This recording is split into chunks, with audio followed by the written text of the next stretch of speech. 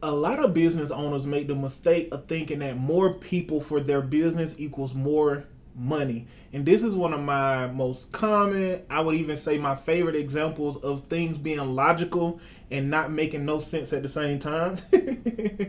This one of those is logical but it's not right sort of things, because I like to give analogies. If this your first video of mine, you gonna like it if you like analogies.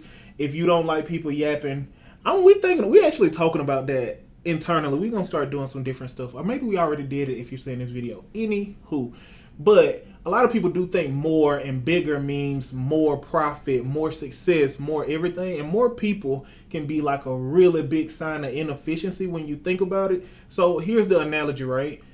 Picture a burning building. What if you had 100 people running in to put out the fire with like bottles of water, right? We got 100 people coming in with bottles of water. That's simply not as effective as 2 people coming in with a fully blazed hose pipe. And see, that's the best example that I can think of is of efficiency, operational efficiency being what people actually need, and they think what they need is actually people. So that's why it's a huge lie that hiring more people is like how you make more money or how you get more success. And before I dive too far in this, I always almost forget, I'm Albert. My name is Albert, or Albert the CPA, or Albert C. Hurston Jr., CPA, owner, founder of Right Choice Accounting Solutions. I run it with my immaculate, amazing, gorgeous wife, Lauren Hurston, and our great team. And we got a couple of the team members in here. Rachel is my producer, so she's always here. And we got Chrissy in here as well. And she just like to co-work with you guys. We have a really good work environment. Anyways, but diving into the video. So there's some real math behind this, right? Anytime I'm talking about this stuff and you're like, man, you supposed to be a CPA accountant, why are you talking about this kind of stuff? I like to put the number aspect on it, because everything that we do in business is communicated through the numbers, right? You know, the only language of business there is accounting, and I just so happen to be an accountant, so I talk business through numbers. So there is some real math or some real like financial backing to this stuff. So when you're in business, you just want like a couple things, right?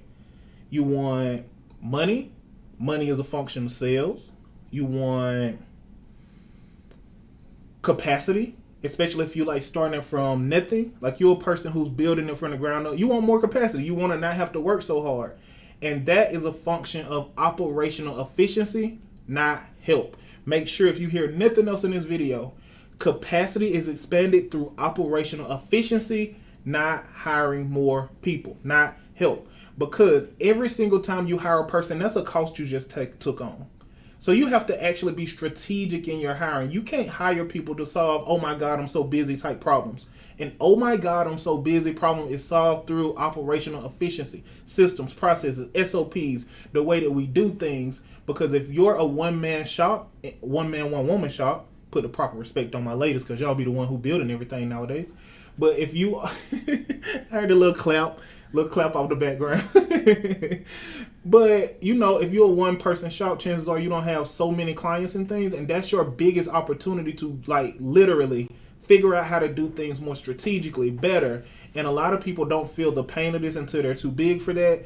So you righteously have to just keep in mind that, again, capacity is built through operational efficiency, not more people. Because as I was going to say, every person that you bring in is a fixed cost. And when you bring them in, you have to make sure that you can actually afford them. They have to be able to pay for themselves in some way, either actually driving revenue like your marketing and sales teams, or freeing up capacity for other revenue. And that's how you think about hiring. It's not, I'm so busy, I need people, I'm so busy. It literally has to be a number-driven decision. It has to be tied to revenue, profit, or cash flow.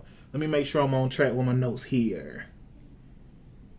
Yeah. I'm going to just say this because I wrote this down. Before you can hire and even know if it makes sense for you to hire, you have to have like a really good idea of what your margins are. So in order to get your margins, those numbers, that's why every time we talk about this stuff, I won't even beat a dead horse on that. Like, only things you want to be doing in your business is making money, figuring out how to keep that money. And if you keep it that simple, it's going to solve so many other problems. Because you want to be hiring not based on stress, not based on ego. You want to be hiring based on what actually makes sense by the numbers, because this is a numbers business. And if you just so happen to be one of the millions of people who aren't numbers people who are in business, maybe you're a hustler, but you're just not a numbers person. You got to still make your decisions based on the numbers. And the numbers are sales, profit, and cash flow. Everything you do in your business, there has to be a consideration of sales, profit, and cash flow.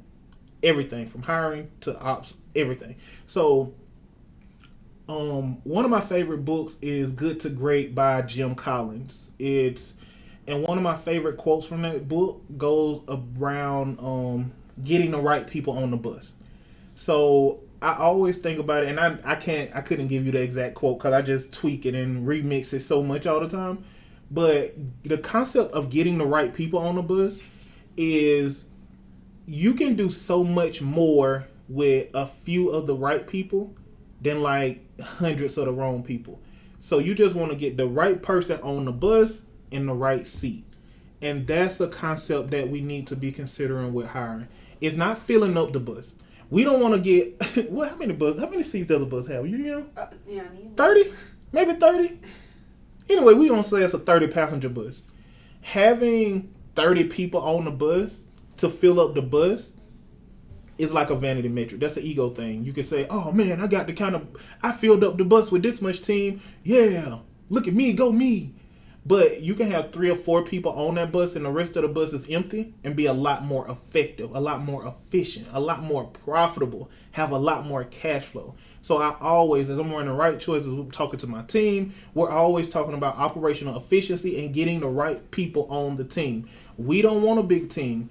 Everything we do needs to be lean. We want to do as much as we can with as few people as we can possibly do it with, because that's how you protect your amazing culture. At Right Choice, we truly are a high-performing team, almost family-like culture. We love each other around here. And the more people we bring in, the more threat there is to that. There's more and more threat to the tight-knitness of what we do. And I surround myself with people like we're in this thing. Like we're building. So you can't build with a lot of people who can't even rock with each other, who can't work efficiently together, who can't argue and get over it. So more people is actually more of a risk than a strength. So yeah, get the right people on your bus. Going back to the notes. Let me see. Yeah. So I was going to say, I do want to say this part. Having 10 people like doing bits and pieces of a role has become like super common in small business. So in corporate, there are these standard roles, right? You know, you're going to have like your leadership team, you're going to have middle management, you're going to have the people who are doing things, so your coordinators, your assistants, your blah, blah, blah. In small business, it is not uncommon at all to have 10 different people doing bits and pieces of one role. And I used to say this in all my content all the time, like, don't find yourself wasting money to save money. And see, that's what happens when you don't just address or attack a problem head on. Because there may have been a month where you really needed something and you only had $500 to get it taken care of. So you hired that role out and you paid $500. Now that person is doing that one thing for $500, and then something very similar comes up and you got $700 to get it taken care of. So you don't revisit that $500 because that thing is taken care of. So now you got another $700 role filler. So now you got $1,200 total, filling 2 pieces of one role. And then you get another, like bits and pieces, you just nickel and diming. And you were doing all that when you could have took $3,000, solved the full problem, and now you're actually paying 6-7 people $5,000 to avoid paying $3,000 for the right person. And I want to make sure I'm giving you like some context to that. There are several businesses out here that have VAs when they know they need a COO or a director of ops. There are millions of businesses out here. I don't know if it's millions. That's strong. It's a lot. We're going to say a lot. I ain't going to do these percentages and numbers. It's a lot of businesses out here who they have a VA doing something when they know they need a director of marketing. They got a VA doing social media when they know they need a social media strategist. Like they're hiring all of these people to help them when they know they need people who can actually take it off their plate. Like we got people out here who got bookkeepers because it's $200-300 a month when they know they need a CFO.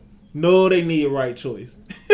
No, they need full service. No, you need payroll and bookkeeping and tax strategy and advisory to let you know what those numbers actually mean. But no, you got a bookkeeper and you mad at that bookkeeper because that bookkeeper cannot do what you need them to do. So you asking them to do all this stuff, they don't know how to do it. You mad at them. And it's all because you're trying to save money where you don't need to be trying to save money. So that's another like unintentional way that people be having these big old teams and still struggle with profitability, which is wild to me. So there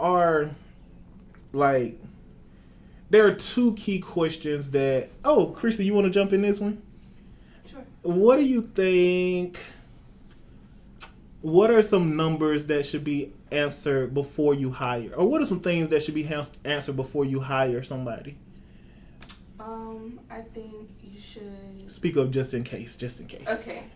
I don't think this is specifically numbers, but I think you should be clear on capacity so that you know if you're actually hiring to solve a problem or if you're just hiring to hire. Yep. Ask us how we know about that one. Right Choice has been overstaffed. Right Choice has been, we done got behind one of them goals about what we were going to do. Chrissy done had to tell me no, that don't make sense. Or no, we can't bring her in here because she... Anyways, telling family business.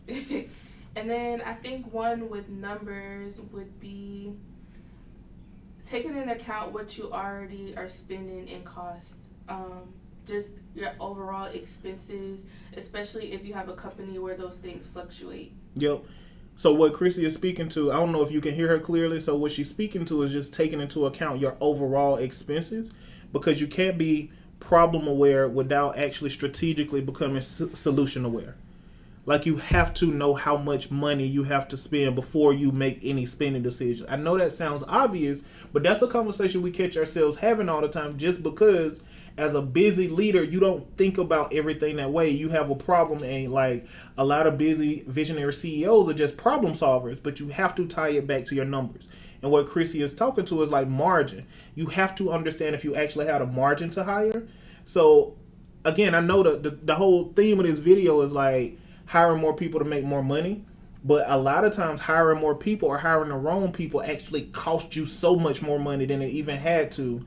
So it's like people hire, a lot of the companies that we work with, small businesses specifically, they hire so many people that they almost guarantee that they won't make money. But two other key things that the numbers should answer about hiring, thank you, Chrissy, is it should tell you if you're actually using your financials to make hiring decisions or if you're using stress and ego to do it. Because if you hiring with no idea about what you're actually going to get back from this role, that means that was probably an impulse decision based on how you felt. So if you're stressed out, you may need to look into operational efficiency, look into like the current team capacity, look into a lot of things before you jump and bring more headcount into the mix. And another thing is, are you struggling with profitability because you're overstaffed? Because you have the wrong team solving the wrong problems. If you're a one-person show, you need to be solving the how do I need to be supported and question. It can be what the internet said the first thing you should hire. It can't be what your coach told you need. You have to look internally and say, hey, I'm really good at this thing. Here are the things I'm not good at. My business needs these things I'm not good at. This is what moves the needle the most for my business. If you're not a numbers person, the first thing you need to hire is a numbers person. Well, no, I am going to paint with a broad brush. If you know how to sell, this don't apply to you. But if you don't know how to sell, the first thing you need to hire is somebody who can sell. None of this stuff works without sales. But let's say you are a marketer. You're a marketer and you're not a numbers person. First thing you need to hire, amazing numbers person. If you are a numbers person and you're not a good marketer, first thing you need to hire is a good marketer, a good salesperson. So it's not like this broad generalized thing. You need to be hiring to your needs, not your feelings, not your ego, not your desire. And you need to have your books right. Need to have your books right. Need to have your financials right. Need to have all that stuff right before you dive into this. And you just so happen to be watching someone who can help with that. I'm not here to pitch you I'm gonna take it to the bridge. But right choice is the right choice for a reason. They don't just go handing out these Forbes thing. Y'all thought I was gonna make a whole video without pointing to the Forbes thing. Can't fake those. But that's it. I'm gonna take it to the close, right? So hiring more people is not a strategy. The right people in the right seat at the right time for the right reason is a strategy. So it's not more. I know a lot of these internet people just say, I want more, bigger. You can get a lot bigger with a lot less in a lot of cases. The right time to hire is a numbers decision. It's a decision based on capacity and profit margin. It's not a decision based on stress and ego. And finally, like, comment, and subscribe. I'll be looking forward to seeing you in the next one. Talk soon.